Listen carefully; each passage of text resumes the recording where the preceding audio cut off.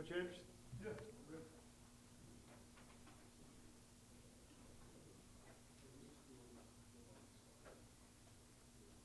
Everybody ready? Y'all ready to roll, guys? It's good to be back. Coach Blake Anderson. Yeah, these guys. Good to be back. Seems like just yesterday we were talking after spring. The summer's gone by pretty quickly, and you know we're ready to get rolling. Today's that day that I kind of hurry up and wait. We've report day, a lot of meetings, a lot of conversation, a lot of administrative work, but we'll be on the field really, really quickly. So I'm excited about this group. I feel like you've seen a good dose of them, but there's a handful of guys that that y'all haven't not had a chance to see. A couple guys come to mind. Be good to see Matt Jones and Robert Briggs. We went the whole spring without those guys, and they're both healthy and ready to start camp. And it'd be good to see those guys kind of get infused with the group. We've added a handful of bodies when you consider our freshman class. And we didn't have a huge freshman class with how we handled transfers. I know Coach talked about that, but there's a chance a couple of those guys will kind of pique our interest. So it'll be interesting to see how that goes. But we've added probably 8 to 10 transfer bodies that we did not have in spring ball. We were pretty thin. I like the talent that we had, but we were pretty thin. We added 4 guys up front that have a chance to factor in day one, 2 tight ends that have a chance to factor in and will day one. We added another quarterback to the room to create some competition there and potentially push some guys and see how that goes, and then another wideout late. So there's some new bodies that'll be interesting to see how they get in and kind of where do they fit? Do they fit pushing the ones, pushing to get to be a one? Are they role depth players? But that's guys we didn't have in spring, and so that's exciting. Also presents a challenge. We got to get them up and running and get it done pretty quickly. So with that being said, what questions do you have about the offense? Coach, we understand how Braylon's, his athletic ability and, the receiving room, you guys have it all. Talk to us with the offensive line, where this is, at least from your coaching perspective, from being a head coach and from being this offensive coordinator in this system. How does this system rank up with what you have in experience in Southern Miss? Well, hard to rank it. Just based off of experience being in the league, being in the Mountain West, and most of my career at the Group of 5, I feel like that room, the O-line room, number one, we're only going to be as good as they let us be. We can have skill all over the place, but if we can't get it to them, if we can't run the ball effectively, it makes for a really long day. People can just kind of keep things in front of you and make it really frustrating. So balance and being able to run the ball and play physically is at a premium for us, and that starts up front. I think we have built a room, albeit I don't know who those 5 guys are going to be that go out first. I don't know who 6, 7, and 8 are going to be. I think, though, we have created a room where we've got 8, 9, maybe 10 guys that we can work with to create your 5 starters and the next center to go, the next interior guy to go, the next edge guy to go. I think anybody at our level is looking to be able to do that. There's years that we haven't had that kind of depth, that kind of experience. I think we're in a position that's possible. We need to stay healthy, and some guys have to develop, but adding the 4 that we did this summer that all have played and either transferred in with at least some experience, if not even several starters at where they came from, to go with what we had in the spring, I think we had a chance to be really good up front. That's asking a lot, but good enough that we can run the ball effectively, protect the quarterback where we need to, and have depth to maybe roll or replace a guy if we have an injury, or maybe a guy's just not playing quite as good as he should. And that's not a luxury that we've had everywhere. So I'm encouraged, if that makes sense. Like, to Braylon, in your scheme, it looks like you're going to ask him to probably process stuff a little more pre-snap, post-snap, and same with your receivers in that regard, like the choice stuff. And would it be fair to say that you could maybe ask Braylon to take a few more deep shots, than Well, he did last year? And how's he process all that? Where's he at from spring to now? Well, I've been pleased with him. I purposely just kind of wanted blank slate, let him be who he wanted to be, and he's done everything I've asked him to do. He's been extremely mature about the process. He spent the extra time. This is a lot. He's been through multiple coordinators, offenses. I don't even know exactly what the number is, but it's a lot. We have not dumbed it down. I've done a lot on him, and he's handled it at a really high rate. We do want to push the ball vertically. We want to spread the field, sideline to sideline, and we want to push the ball vertically. But I think the personality of this offense, and maybe it's something I think, if I was going to say that we, and I say we, me and staff that I've had along the way, I think the one thing that we've done well is figured out what the personality of our room is now and molded the offense to be what they're good at. I don't really know what we're good at yet. I would like to push the ball vertically and play fast. I would like to put people in conflict and make them guess. I think we're capable of doing that between the O-line and what Braylon can do, both by throwing the ball and running and using his legs. And I think we've put together a good group of skills. So staying healthy and guys develop, I think he's capable of running the offense as it is. I don't think I have to change it. I think we just play to our strengths, and those strengths will show themselves over the next 2 to 3 weeks.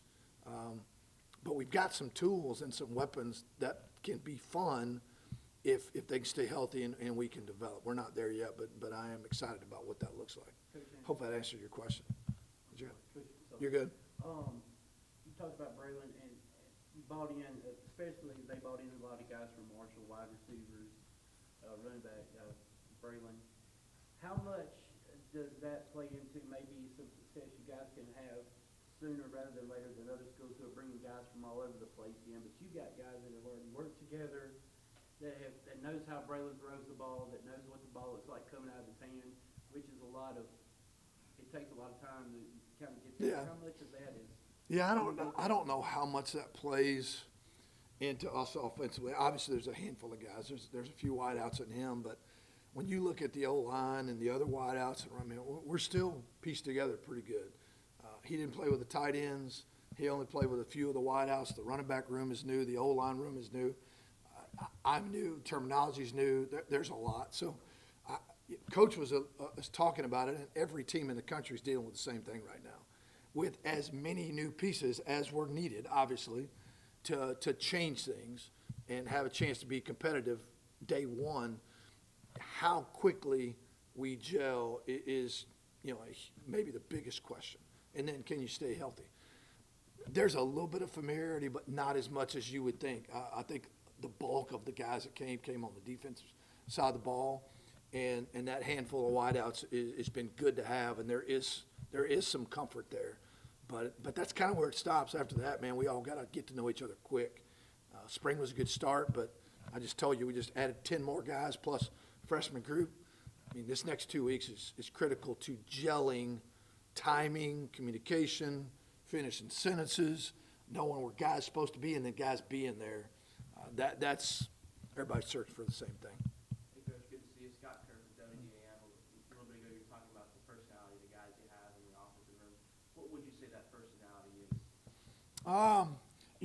It's a very positive, competitive, upbeat group of dudes. We did not go out at any point during spring or summer where I felt like they were dogging it, where they had to be, I talk about grabbing them by the throat kind of deal. I mean, they came competitive and ready.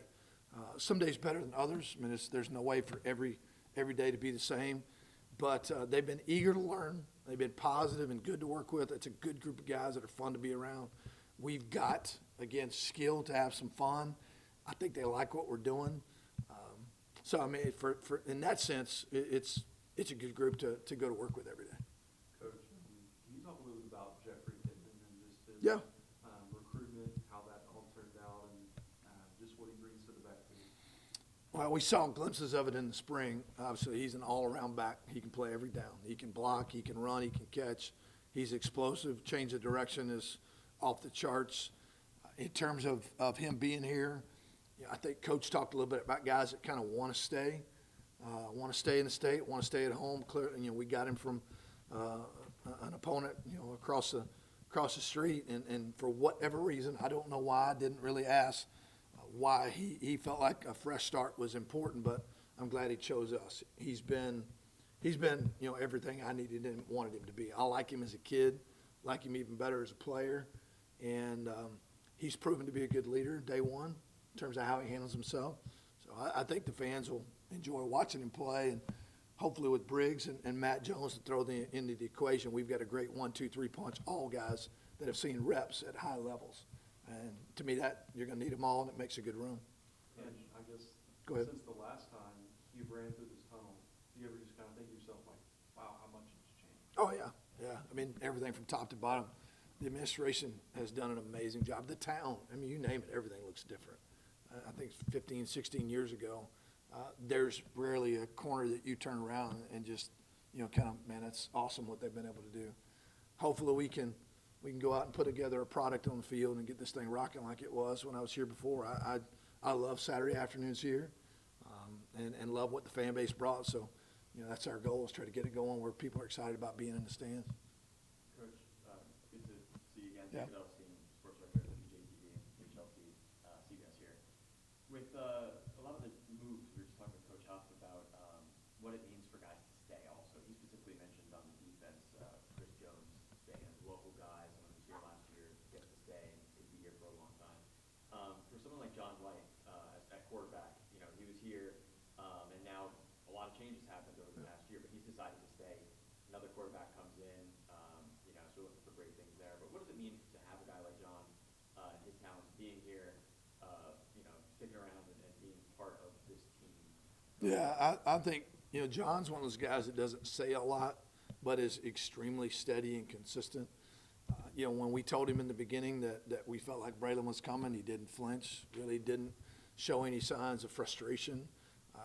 Landry Liddy, I talked to John about just needing competition in the room, and based off what I'd seen on film, felt like Landry was, would give us a chance to be more competitive in the room, didn't flinch. When we came out of spring and I started talking to him about adding another guy to try to upgrade the room even more and create more competition, didn't flinch. I love that about him. He believes in himself and what he can do. He's done a great job of improving every day. He's a way different quarterback right now than he was when I got here day one, and just continues to get better. But I don't know, you don't have to ask him. I never saw any sign from him of frustration about how we were building, or even the thoughts that he might leave. Like, Coach, I'm going to stay here and prove that I can play and be the guy here. And he's competitive. He's he's antsy. He wants every opportunity, but he's also been very patient. He wants to know what he can do to get better, and that he actively works on those things. To me, that gives him a chance, and I think his opportunity will come at some point. Well, it looks like you've got some potential to have some really versatile pieces in your toolbox this year with a guy like Kyron Hinkey making flex out in the bunch. Micah Davis, Yeah. some of his film really jumps out at you, his ability to do some things. And Briggs, outside zone speed kind of guy. Can you kind of talk about those guys? It's got to be fun for you as a play caller to be able to implement those guys. Yeah, I'm a much better coach and better play caller when we got weapons that are get them the ball and they make things happen. I think we have the ability, again, assuming that we can develop like we should and guys stay healthy, we have the ability to put defenses in a pretty good bind. We do have speed on the outside. We've got size and length on the outside as well. We can put guys in the slot that can run by you or out quick you. We've got a good tight end room now. Kyron is a matchup nightmare for a lot of people. If we can get consistency out of him, we've added a couple guys in there so it's not all on his plate. Added 2 freshmen and 2 transfers. That room looks completely different than it did a year ago, and even different than it did in the spring. So yeah, I mean, my idea of balance is the defense not knowing where it's coming from next. Not so much that that it's run or pass consistently at the same level, or the ball goes to any particular guy. I mean, I literally want all of our skill guys to touch it. I want to use every inch of grass side to side and every inch of grass north and south and every skilled guy, so that we are as unpredictable as we can possibly be. And yes, you mentioned Micah is a great addition. Kyron, what we've done at the running back room, I think any 3 of those guys can go. All this group came from Marshall at wideout, and Braylon and Chester and Smooth and those guys. They all bring different kind of fun little skill sets. Now, the hard part for me is figuring out what I want to do next and how do I get it. but it's going to create a bunch of variations of personnels and alignments and looks for a defense that, I think can really benefit us. And maybe even take some pressure off of Braylon where he doesn't feel like he's got to do it all himself. I want him to know if I get it to guys, they'll do it for me. And I think we're built to do that, hopefully at a high level. Coach, I got a recruiting question. Since you previous experience here, how many relationships do you still have with your high school football coaches? And if you reached out to, because I know every assistant coach has to do a certain amount of recruiting, at least from that platform. Just talk to me about that. Well, not even just my time here, but really just if you consider my career, with the exception of Utah State, I mean, all my time's been here in the South. And whether I was head coach at one place or an assistant at another, we were in the state of Mississippi. We were in Louisiana. We were in Alabama. So it's crazy how many guys crossing paths with that are long, past relationships. And I've been super surprised and excited how many players, guys that played here that are now coaching in the area. So we're utilizing those. Barney Fair has been a huge addition. Barney knows where everybody is, and everybody knows Barney and probably has about 10 stories to go along with it. I think that's a big piece. It's comfortable. It's fun to get back get back home. And that's, I feel like being in the South from Texas to Florida and everywhere in between is kind of home. That's where it feels good to me. So I love that aspect of recruiting. And you feel like you're getting good information from people you can trust when you call them. And that's how you find good players, maybe even guys that other people aren't really all that sure about or don't even know that well. So it's been good. Yes, sir. A long time ago, Arkansas State obviously went through a period of one coach this year, one coach the next year, one coach the next year. You came along. Between you and Butch Jones, that's now the most stable job in the conference. My question is there anything that you learned, especially in those early years, about stability that you've been able to carry over into this very fluid offseason? Stability is a strange word in today's climate because you got massive turnovers on rosters, whether you have a new head coach or don't. I think the continuity of staff from AD to head coach through staff strength, and I think there's something to be said for that, and it does create an opportunity for when you do add some new players from the outside, everything else is stable. And it's a comforting factor, and you see some improvements there and some consistency there. So it's really hard though. The world is built at this point, college football necessarily, for things to happen quickly, for there to be a lot of turnover, and you just kind of have to kind of live with it and find a way to maximize it when you get it. The team that's going to raise trophies at the end of the year are the people that handle change the best. That put these rosters together on the fly, some staffs together on the fly, and they set their egos on the table and found a way to all come together. So, I don't know, man. Consistency is different than it's ever been probably in this profession. Coach, over the offseason, you guys brought in a lineman from Utah State, trying to say his name. Yeah, Maui. Hello, Maui. Maui? Mm-hmm. Yeah, I was trying to get his name right. But just how have you kind of seen him grow, and especially now through the spring, and Coach talking about 25% uptick in BMI, but just technicality-wise, what do you think is going to bring that line for you guys and how to see him grow? Well, the best thing he brings to the line is just a violent, very competitive, physical demeanor. That's who he is to the core. You get out there and you start pulling tug of war or tires. Nobody wants to go up against him, and he earned the respect of everybody on both sides of the ball real quickly about how competitive, how physical, how violent he is. He did a great job for me at Utah State. I was, super proud that he chose to come here and be a part of what we're doing. He's made an immediate impact out there.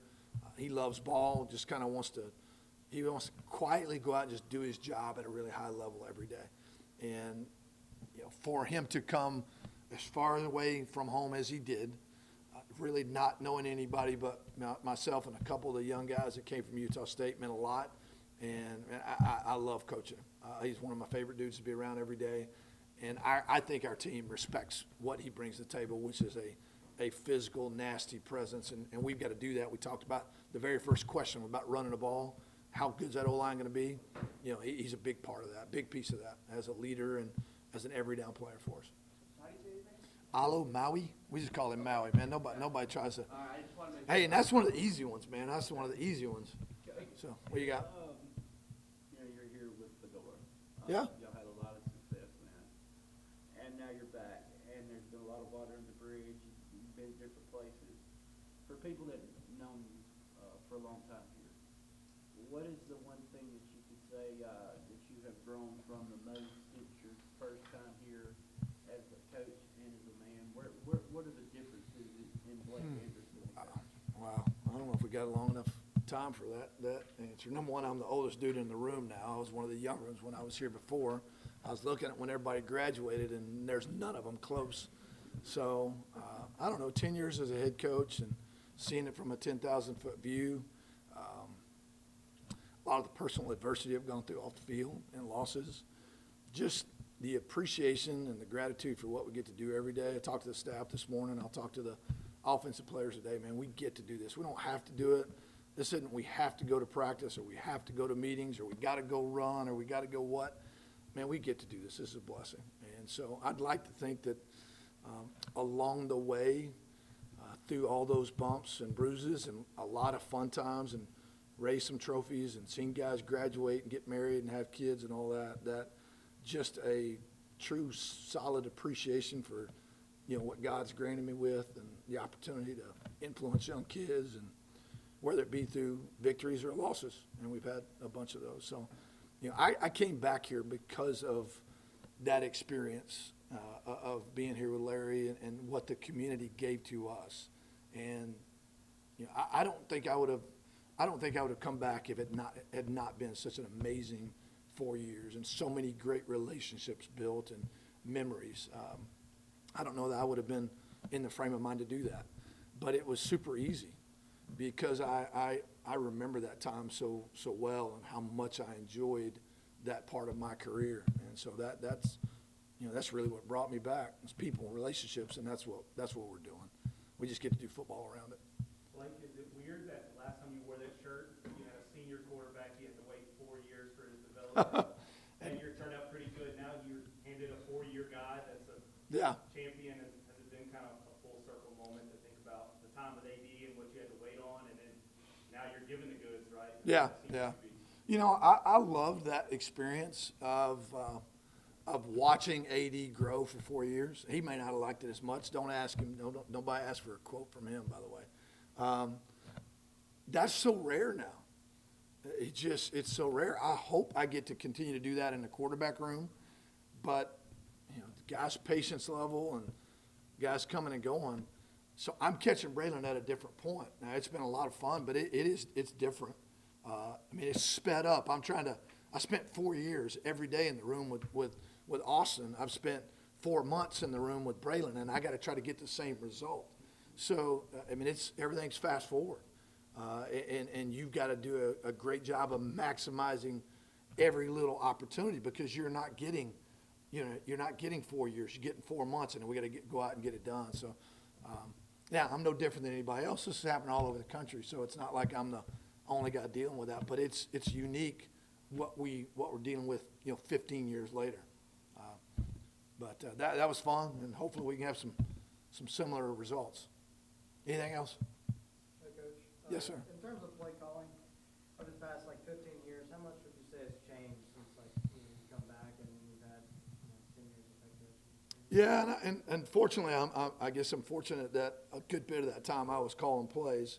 I am looking forward to going up top and seeing it from a view, from above view. It is challenging as a head coach to call plays and see it from the ground with all the things that's going on. So I look forward to that. But we've kind of tweaked and played with the offense along the way to try to stay relevant, stay a little bit different.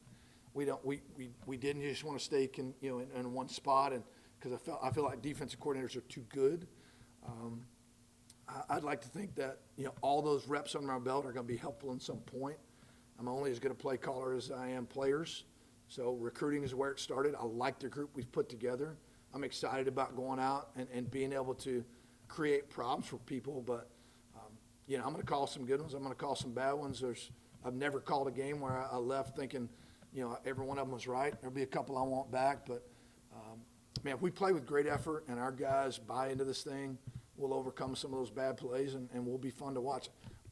I feel like we're going to be a lot of fun to watch. I really do. I feel like we're going to be exciting, fast-paced, fun to watch, and then from there, we'll build on that and see what that looks like. I think it's going to be a good product for everybody to enjoy. Anything else? Coach, thank you. Appreciate it, guys. Thanks, Mike. Thank you.